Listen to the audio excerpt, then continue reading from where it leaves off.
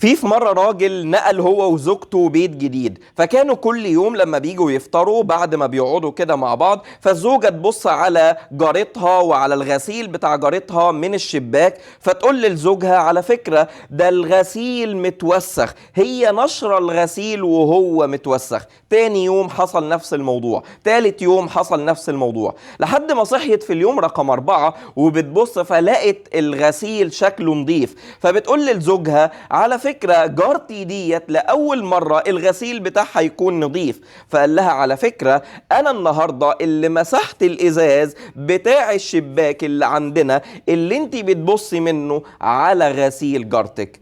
الفكرة من وراء القصة هنا ايه؟ ان احنا احيانا بنكون منحازين واحنا مش واخدين بالنا، وانا ببص للاخرين انا ببص بعين طبعي، انا ببص على الحاجات اللي انا بدور عليها. فتلاقيني وانا بتعامل مع حد ممكن اكون بتصيد اخطائه، ممكن اكون ببص على الغلطات اللي هو بيعملها، بدور دايما على فضايحه. فالمشكلة هنا في النضارة او في الازاز او في الشباك اللي انا ببص منه على الاخرين، مش المشكلة في الاخرين. من علامات حسن الخلق ان تتفرد بمعرفة عيوب نفسك قبل ما تبص على عيوب غيرك، وابدأ ان انت صلح النضارة اللي انت بتبص بيها وصلح انحيازاتك حتى ترى الآخرين بوضوح وحتى ترى نفسك بوضوح. ويا أيها الذين آمنوا عليكم أنفسكم لا يضركم من ضل إذا اهتديتم. ركز مع نفسك انت الأول.